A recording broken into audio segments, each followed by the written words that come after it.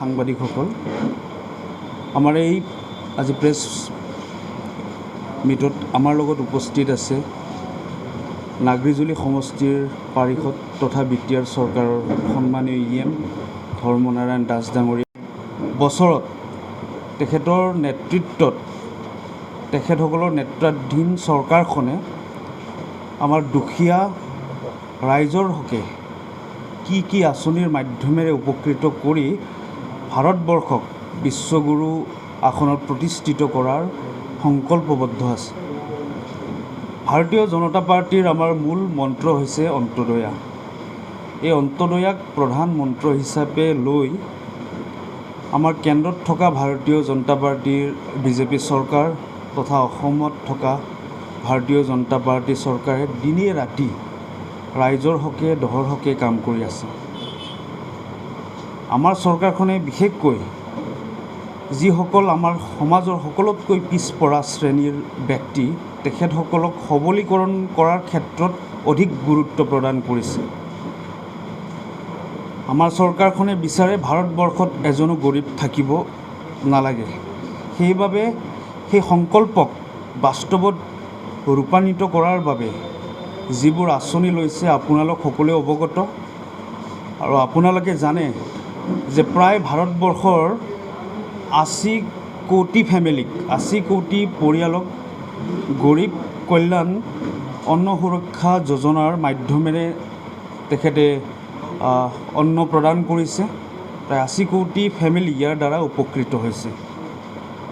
আমি প্ৰত্যেকেই জানো বৰ্তমান বিভিন্ন অঞ্চলত আমাৰ প্ৰধানমন্ত্ৰী আৱাস যোজনা গৃহৰ বাবে সজাগতা সভা অনুষ্ঠিত হৈ আছে। এই সময়ত আপোনালোক এটা কথা অৱগত কৰাব বিচাৰিছোঁ যে মোদী ডাঙৰীয়াৰ যি 8 বছৰীয়া কাৰ্যকাল, সেই কাৰ্যকালত তেখেতে আমাৰ ৰুৰেল এৰিয়াত গ্ৰামীণ অঞ্চলত প্ৰায় 2 কোটি 30 লাখ কেঁচা ঘৰত থকা মানুহক তেখেতে পকী ঘৰৰ ব্যৱস্থা কৰি দিছে। আৰু আমাৰ চহৰীয়া অঞ্চলত প্ৰায় 1 কোটি 22 লাখ কেঁচা ঘৰত থকা মানুহক পকী ঘৰৰ ব্যৱস্থা কৰি দিছে। স্বচ্ছ ভাৰত অভিযানৰ মাধ্যমেৰে প্ৰায় 11 কোটি 30 হাজাৰ মানুহক অনাময়ৰ ব্যৱস্থা কৰি দিছে। যাৰ কেঁচা লেট্ৰিন আছিলে, অনাময়ৰ ক্ষেত্ৰত যিসকল ব্যক্তিয়ে অসুবিধা পাই আছিলে তেখেতসকলক পকী লেট্ৰিনৰ ব্যৱস্থা কৰি দিছে। নাৰী সবলীকৰণৰ ক্ষেত্ৰত এইখন চৰকাৰে যিবিলাক পদক্ষেপ লৈছে আপোনালোক সকলোৱে অৱগত। তথাপিও আমি আপোনালোকক মাধ্যমেৰে ৰাইজক জনাব বিচাৰিছোঁ যে আগতে আমাৰ মাহঁতে আমাক দেখিছোঁ, আমাৰ আইতাহঁতকো দেখিছোঁ, যেতিয়া ভাত বনাইছিল বাঁহৰ খৰিৰে ভাত বনাইছিল বা কাঠৰ খৰিৰে ভাত বনাইছিল, যাৰ বিনিময়ত তেখেতসকলে বিভিন্ন ধৰণৰ ৰোগত আক্ৰান্ত হৈছিল। আমাৰ চৰকাৰখনে এই কথাখিনি বিশ্লেষণ কৰি চালে আৰু বিশ্লেষণ কৰি তেখেতসকলে এটা সিদ্ধান্ত ল'লে যে আমাৰ আইসকলে এনেকুৱা ধৰণে কষ্ট কৰি আমাৰ ঘৰৰ মানুহক ভাত বনাই খোৱাৰ পিছত যাতে কোনো তেনেকুৱা দুৰাৰোগ্য ব্যাধিত যাতে আক্ৰান্ত নহয় তাৰ কাৰণে উজালা আঁচনিৰ শুভাৰম্ভণি কৰিলে। প্ৰায় 9 লাখ গৃহিণীয়ে এই উজালা আঁচনিৰ মাধ্যমেৰে উপকৃত হ'ল। কৰোণাৰ সময়ত আমি প্ৰত্যেকেই জানো আমাৰ অঞ্চলতো বিভিন্ন মহিলাই জনধন আঁচনিৰ মাধ্যমেৰে যিবিলাক বেংক একাউণ্ট খোলা হৈছিলে 500 টকা বা 1000 টকাকৈ প্ৰত্যেকৰে একাউণ্টত সোমাইছিলে। গতিকে এইখন চৰকাৰে যাতে আমাৰ প্ৰত্যেকৰে একোটা একাউণ্ট হয় তাৰ বাবে জনধন আঁচনিৰ মাধ্যমেৰে একাউণ্ট খোলাৰ ব্যৱস্থা কৰিলে। আৰু প্ৰায় বহু কোটি আমাৰ মহিলা আইসকল যাৰ আগতে কোনো ধৰণৰ একাউণ্ট নাছিল তেখেতসকলক একাউণ্ট খোলাৰ ব্যৱস্থা কৰি দিছে। আমি আজি চিকিৎসাৰ ক্ষেত্ৰতে যদি ক'বলৈ যাওঁ, ভাৰতবৰ্ষত প্ৰায় 15খন এই 8 বছৰৰ ভিতৰত প্ৰায় 15খন নতুন এইমছ স্থাপন কৰিছে। 200খন নতুন চিকিৎসা মহাবিদ্যালয় ইয়াত স্থাপন কৰা হৈছে। উদ্দেশ্য এটাই, যাতে আমাৰ মানুহখিনিয়ে তেখেতসকলক যিখিনি মানুহে আস্থাত লৈ মতদান কৰিছিল সেই মানুহখিনি যাতে ভৱিষ্যতে কোনো ক্ষেত্ৰত অসুবিধা নাপায়, বেমাৰ হ'লে যাতে উচ্চ মানদণ্ডৰ চিকিৎসা পায়, তাৰ কাৰণে এইখন চৰকাৰে 15খনকৈ এইমছ স্থাপন কৰিছে। প্ৰায় 200খনৰ 500তকৈ অধিক চিকিৎসা মহাবিদ্যালয় ইয়াতে স্থাপন কৰিছে। আমি কৰোণাৰ সময়ত দেখিছোঁ, আগতে ভাৰতবৰ্ষক দেখিছিলোঁ আমাৰ যিবিলাক নেকি বৈদেশিক নীতি আছিল, প্ৰত্যেকটো নীতি আমি বিদেশ ৰাষ্ট্ৰৰ ওচৰত গৈ হাত পাতিছিলোঁ।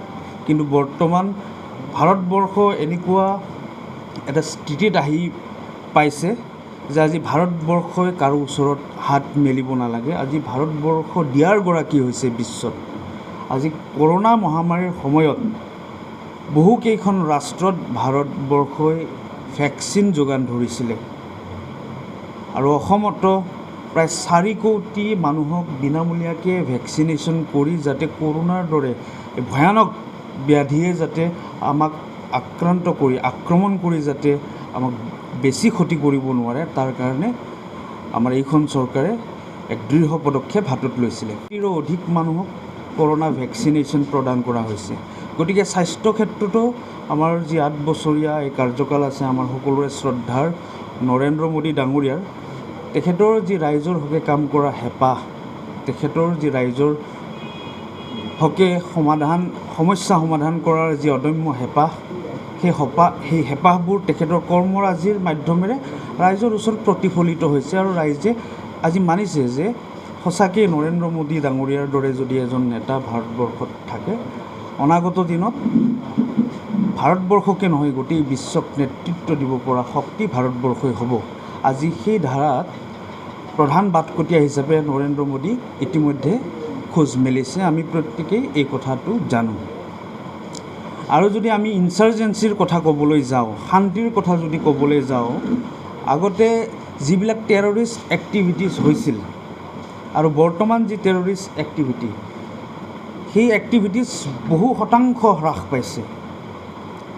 সৰ্বভাৰতীয় পৰ্যায়ত প্ৰায় 74% এনেকুৱা ধৰণৰ সন্ত্ৰাসবাদৰ দ্বাৰাই যিবিলাক ভাবুকি সৃষ্টি হৈছিল, তেনেকুৱা ধৰণৰ সমস্যা প্ৰায় 74% হ্ৰাস পাইছে। এনেকুৱা ধৰণৰ ঘটনাত যিবিলাক আমাৰ পুলিচ, যিবিলাক আমাৰ পেৰামিলিটাৰী হওক, যিবিলাক আমাৰ মিলিটাৰী হওক, আৰ্ম ফ'ৰ্চেছ হওক, তেখেতসকলৰ নিহত বা আহতসকলৰ সংখ্যা প্ৰায় 60%লৈকে হ্ৰাস পাইছে। গতিকে আমি নিশ্চয় ক'ব পাৰোঁ যে এইখন চৰকাৰে শান্তি প্ৰতিষ্ঠাৰ ক্ষেত্ৰত যথেষ্ট ভাল আৰু দৃঢ় পদক্ষেপ হাতত লৈছে। আমি অসমতেই চাব পাৰোঁ, বড়োভূমিতো আমি যদি চাওঁ, NDFBৰ লগত চুক্তি কৰি ইয়াত এখন চৰকাৰ হৈছে।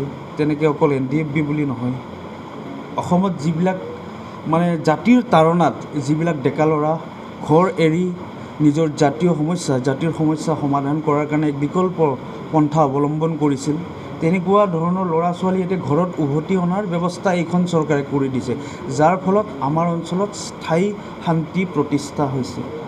আমি যদি আন্তঃগাঁথনিৰ কথা ক'বলৈ যাওঁ, 2013 আৰু 2014 চনত যেতিয়া UPA চৰকাৰ আছিলে, তেতিয়া ডেইলি প্ৰায় 12 কিলোমিটাৰ ঘাইপথ নিৰ্মাণ হৈছিলে, 12 কিলোমিটাৰ ৰাস্তা নিৰ্মাণ হৈছিলে।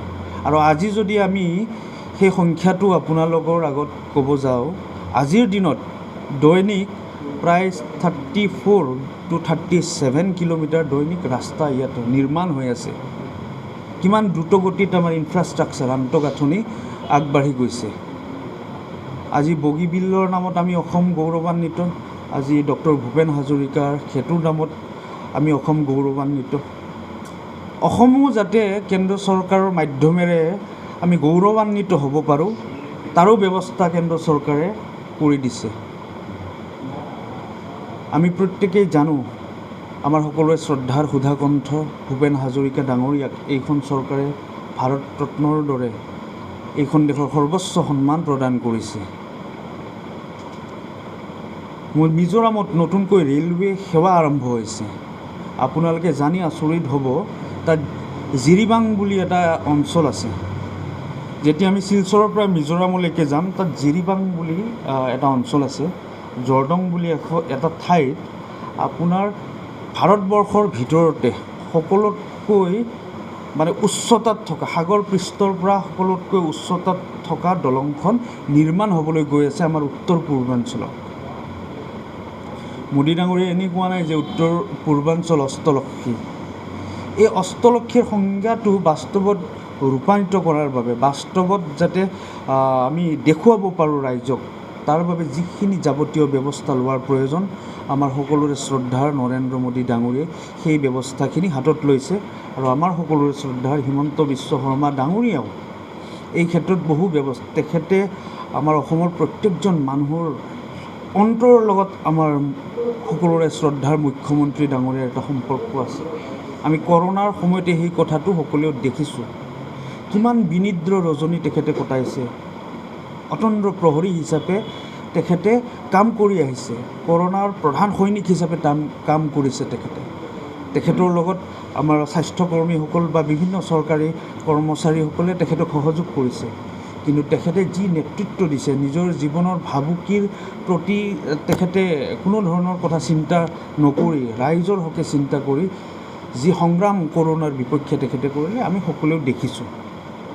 গতিকে এইখন চৰকাৰে, কেন্দ্ৰত থকা আমাৰ নৰেন্দ্ৰ মোদী ডাঙৰীয়াৰ চৰকাৰ তথা আমাৰ অসমত থকা হিমন্ত বিশ্ব শৰ্মা ডাঙৰীয়াৰ চৰকাৰখনে ৰাইজৰ কাৰণে বহুখিনি কাম কৰিছে। BTR চৰকাৰৰ সন্মানীয় পাৰিষদ হেমন্ত কুমাৰ ৰাভা ডাঙৰীয়া, আজি এই সংবাদমেলখন ইয়াত অনুষ্ঠিত কৰা প্ৰধান উদ্দেশ্য হৈছে যে ৰাইজে ভাৰতীয় জনতা পাৰ্টীৰ চৰকাৰখনক সমালোচনা কৰাটো আমি বিচাৰোঁ। আৰু সমালোচনা তেতিয়াহে কৰে যেতিয়া ৰাইজৰ সেই চৰকাৰখনৰ প্ৰতি দায়বদ্ধতা থাকে আৰু ভালপোৱা থাকে। আমি বুজি পাওঁ যে ৰাইজৰ ভাৰতীয় জনতা পাৰ্টীৰ চৰকাৰখনৰ প্ৰতি ভালপোৱা আছে, সেইবাবে বহু সময়ত বহু ক্ষেত্ৰত সমালোচনা কৰা দেখা গৈছে। আৰু আমি গঠনমূলক সমালোচনাক যথেষ্ট সন্মান জনাওঁ আৰু আমি বিচাৰোঁ। গতিকে আমি ক'ৰবাত নহয় ক'ৰবাত আঁচনিবিলাক চৰকাৰখনে ৰূপায়ণ কৰি আছে, ৰাজ্য চৰকাৰেও ৰূপায়ণ কৰি আছে। হিতাধিকাৰীসকলে, যিসকল হিতাধিৰ কাৰণে এই আঁচনিবিলাক ৰূপায়ণ কৰা হৈছিলে, সেই হিতাধিকাৰীসকলে সেই আঁচনিৰ লাভালাভো পাইছে। বহু ক্ষেত্ৰত আমি ৰাইজৰ ওচৰত গৈ আমি তেখেতসকলৰ লগত কথা পাতি, তেখেতসকলৰ লগত মত বিনিময় কৰি আমি জনাব পৰা নাই যে এইবিলাক আঁচনি, যিবিলাক আঁচনিৰ মাধ্যমেৰে বহু সমস্যা আপোনালোকৰ সমাধান হৈছে, এই আঁচনিবিলাক যে আমাৰ কেন্দ্ৰত থকা নৰেন্দ্ৰ মোদী ডাঙৰীয়াৰ চৰকাৰ মাধ্যমেৰে হৈছে, অসমত থকা হিমন্ত বিশ্ব শৰ্মা ডাঙৰীয়াৰ চৰকাৰৰ মাধ্যমেৰে হৈছে, এই কথাখিনি আমি ৰাইজৰ ওচৰত লৈ যোৱাৰ ক্ষেত্ৰত ক'ৰবাত নহয় ক'ৰবাত আমাৰ সাংগঠনিক গতি অলপ লেহেমীয়া হৈছে। আৰু সেইবাবেই এই আজাদী কি অমৃত মহোৎসৱ বুলি কৈছে, ৭৫ সংখ্যক যি নেকি স্বাধীনতাৰ প্ৰাপ্তিৰ আজি ৭৫ সংখ্যক এই বছৰত আমি প্ৰত্যেকগৰাকী ভাৰতীয় জনতা পাৰ্টীৰ কাৰ্যকৰ্তা সংকল্পবদ্ধ যে এই সময়ছোৱাত স্বাধীনতা পোৱা ৭৫ বছৰ এই সন্ধিক্ষণত আমি প্ৰত্যেকজন কাৰ্যকৰ্তাই নিজৰ বহুমূলীয়া ৭৫ ঘণ্টা আমি ৰাইজৰ সেৱাৰ কাৰণে আমি আগবঢ়াম। গতিকে এই যি কাৰ্যসূচী আমি প্ৰধান এই ৮ বছৰৰ সেৱা, সুশাসন আৰু গৰীব কল্যাণৰ মাধ্যমেৰে আমি ৰাইজৰ ওচৰত যাম। ৰাইজৰ যিখিনি অভাৱ আছে, যিখিনি অভিযোগ আছে, সেই কথাখিনি আমি জানিবলৈ চেষ্টা কৰিম। আমাৰ চৰকাৰখনে ৰাইজৰ হকে কি কাম কৰিছে আৰু কোনবিলাক আঁচনি আছে, যিবিলাক আঁচনি ৰাইজে হয়তো আঁচনিটোৰ বিষয়ে নজনাৰ কাৰণে তাৰ লাভালাভ ল'ব পৰা নাই, সেই আঁচনিবিলাকৰ বিষয়ে আমি ৰাইজক অৱগত কৰাম। গতিকে এই ধৰণে আমি নৰেন্দ্ৰ মোদী ডাঙৰীয়াৰ যিটো ইচ্ছা যে ভাৰতবৰ্ষক অন্তোদয়াক মূল মন্ত্ৰ হিচাপে লৈ ভাৰতবৰ্ষক আমি বিশ্বগুৰু আসনত প্ৰতিষ্ঠা কৰাৰ যি ইচ্ছা, সেই ইচ্ছাক আমি অধিক সম্পূৰ্ণ কৰাৰ ক্ষেত্ৰত এই যি তেখেতৰ যাত্ৰা, এই যি কৰ্মৰাজিক অধিক শক্তিশালী কৰাৰ স্বাৰ্থত আমি প্ৰত্যেকজন কাৰ্যকৰ্তাই নিজৰ দৈনিক ৫ ঘণ্টাকৈ এই কাৰ্যসূচীটোত আমি নিয়োগ কৰিম। আৰু আপোনালোকে বহু কথাই জানে, বহু আঁচনি আছে, হয়তো এটা প্ৰেছ মিটত সেই গোটেই আঁচনিবিলাকৰ কথা কৈ আমি শেষ কৰিব নোৱাৰোঁ। আজি বিকাশৰ হাৰ 8.2% বৃদ্ধি পাইছে। ভাৰতবৰ্ষ বিশ্বৰ আগশাৰীৰ অৰ্থব্যৱস্থালৈকে ৰূপান্তৰ হৈছে। গতিকে এইবিলাক বস্তু আমি সকলোৱেও জানো। গতিকে আমি ভাবোঁ যে এখন প্ৰেছ মিটত বৰ্তমান চৰকাৰখনে কৰা ভাল কামবিলাক কৈ আমি কেতিয়াও শেষ কৰিব নোৱাৰোঁ। গতিকে আপোনালোকৰ মাধ্যমেৰে আজি আমি যিখিনি কথা মানে যিখিনি প্ৰধান কথা, যিখিনি গৰীবৰ কাৰণে কাম কৰিছে, যিখিনি নেকি সঁচা অৰ্থত অন্তৰীয়াক শ্ৰদ্ধা জনোৱা কাম আছে, সেই কামখিনি আপোনালোকৰ আগত আমি উপস্থাপন কৰিব বিচাৰি এই সংবাদমেলখন ইয়াত অনুষ্ঠিত কৰিছোঁ। আমাৰ মাজত আমাৰ হেমন্ত ৰাভা ডাঙৰীয়া আছে আৰু ধৰ্মনাৰায়ণ দাস ডাঙৰীয়া আছে। তেখেতসকলেও আপোনালোকক আমাৰ ভাৰতীয় জনতা পাৰ্টীৰ কেন্দ্ৰত থকা বিজেপি চৰকাৰ আৰু অসমত থকা বিজেপি চৰকাৰে কি কৰিছে তাৰ বিষয়ে আপোনালোকক জনাব। গতিকে মই তেখেতসকলক জনোৱাৰ বাবে অনুৰোধ জনাইছোঁ। আপোনালোকৰ জৰিয়তে আমি 8 বছৰে মাননীয় নৰেন্দ্ৰ মোদী চৰকাৰে কি আঁচনি লৈছে এই বিষয়ে আপোনালোকৰ জৰিয়তে আমি সকলো ৰাইজক আমি জনাব বিচাৰিছোঁ। মই আপোনালোকক মেইনলি এটাই কথা ক'ব বিচাৰিছোঁ, আজিৰ পৰা আমাৰ ভাৰত চৰকাৰত বিজেপি চৰকাৰ অহাৰ আগলৈকে উত্তৰ পূৰ্বাঞ্চলক কেতিয়াও তেনেকুৱাকৈ গুৰুত্ব দিয়া নাছিল। তাৰ মূল কাৰণটো হৈছিল যে আমাৰ ইয়াতে লোকসভাৰ MP মাত্ৰ 14জনেই আছে। বিশেষকৈ দুটা ভাগত ভাৰতখনক ভগোৱা হৈছিল, এটা উত্তৰ পূৰ্বাঞ্চল আৰু এটা মেইনলেণ্ড ইণ্ডিয়া বুলি কৈছিলে। এতিয়া মেইনলেণ্ড ইণ্ডিয়াত MPৰ সংখ্যক বেছি, তাতে গুৰুত্বটো বেছি, আঁচনিবোৰ বেছিকৈ হৈছিল। মাননীয় অটল বিহাৰী বাজপেয়ীজীৰ 1999 চনত চৰকাৰ অহাৰ পিছত উত্তৰ পূৰ্বাঞ্চলৰ কাৰণে বিশেষকৈ ডনিয়াৰ মন্ত্ৰালয় স্থাপন কৰা হৈছে, যে উত্তৰ পূৰ্বাঞ্চলৰ বিকাশৰ কাৰণে বেলেগকৈ এটা মন্ত্ৰালয় বনোৱা হৈছে আৰু ইষ্ট ৱেষ্ট কৰিডৰ 4 লেনযুক্ত ৰাস্তা নিৰ্মাণৰ কাৰণে আদেশ দিয়া হ'ল। আপোনালোকে দেখা পাইছে আজি শিলচৰৰ পৰা একেবাৰে গুজৰাটলৈকে আমাৰ 4 লেন যিটো ৰাস্তা, তাৰ কাৰণে আমাৰ অসমৰ বিশেষকৈ আমাৰ লোৱাৰ আছাম পাৰ্টটো যদি আমি চাওঁ তো বহুত ধুনীয়া আমাৰ বিকাশ হৈ আছে। তাৰোপৰি আমি সকলো জ্ঞাত, আমি এই অঞ্চলৰে লোক। আমাৰ বড়োলেণ্ড এলেকাত পূৰ্বৰে পৰা এটা অশান্তিৰ পৰিৱেশ সৃষ্টি হৈ আছিলে। বিভিন্ন ধৰণৰ ইয়াতে সংগঠনৰ বিভিন্ন ধৰণৰ এনেকুৱা প্ৰব্লেমবোৰ আমি চাব লগা হৈছে। সেইখিনি সমস্যা সমাধান আমাৰ BTR চুক্তি হোৱাৰ 2020 চনত আমাৰ BTR চুক্তি হোৱাৰ পিছত আমাৰ এই সমস্যাখিনি সমাধান হ'ল। তাৰ উপৰি আপোনালোকে জানে, আগতে আমাৰ ৰঙিয়াৰ পৰাও যদি আমাৰ এই অঞ্চললৈ আহিব লগা আছিলে, ৰাস্তাৰ আন্তঃগাঁথনিবোৰ আমাৰ একেবাৰে বেয়া আছিলে। আজি ইয়াৰ পৰা আমাৰ তামোলপুৰৰ পৰা ওদালগুৰিলৈ যাবলৈ মাত্ৰ 1 ঘণ্টা সময় লাগে। তাৰ আগে আমি এই ৰাস্তা দি আমি যাব নোৱাৰিছিলোঁ, আমি মংগলদৈ হৈ বা ভাইটা চাৰিআলি হৈ আমি ঘূৰি যাব লগা হৈছিলে। তো আজি ভাৰতীয় জনতা পাৰ্টি এটা চৰকাৰ অহাৰ পিছত আজি 8 বছৰত আমাৰ বিশেষকৈ এই ভিতৰৰ অঞ্চলখিনিৰ আমাৰ যিটো অন্তৰ্গাঁথনি সেইখিনি আমাৰ খুব ধুনীয়া হৈছে।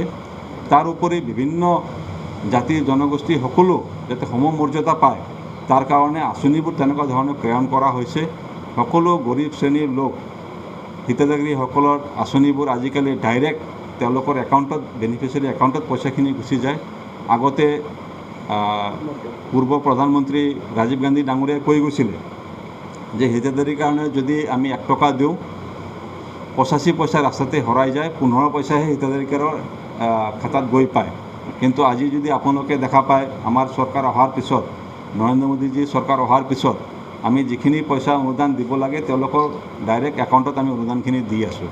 তেনেকুৱা ধৰণে বিভিন্ন ধৰণৰ আঁচনিখিনি একদম দুখীয়াৰ পৰা দুখীয়াত অন্তদয়া যিখিনি আমাৰ মূল মন্ত্ৰ, তাৰ জৰিয়তে দুখীয়াৰ পৰা দুখীয়া মানুহখিনি কেনেকুৱাকৈ আমি ওপৰলৈ লৈ আহিব পাৰোঁ, তেওঁলোকে যাতে এটা সন্মানৰ জীৱন জীয়াব পাৰে, তাৰ কাৰণে আমাৰ বিজেপি চৰকাৰে এইটো ব্যৱস্থা লৈছে। মাননীয় আমাৰ ৰাজ্যৰ মুখ্যমন্ত্ৰী ডক্টৰ হেমন্ত বিশ্ব শৰ্মা ডাঙৰীয়াও এনেকুৱা অভিলাষী আঁচনি বহুখিনি লৈছে। আপোনালোকে জানে, ছাত্ৰ ছাত্ৰীৰ পৰা লৈ আমাৰ পেচেণ্টৰ পৰা লৈ সকলো ধৰণৰ শ্ৰেণীৰ মানুহে যাতে সুবিধা লাভ পায় তাৰ কাৰণে বিভিন্ন ধৰণৰ আঁচনিবোৰ লৈছে।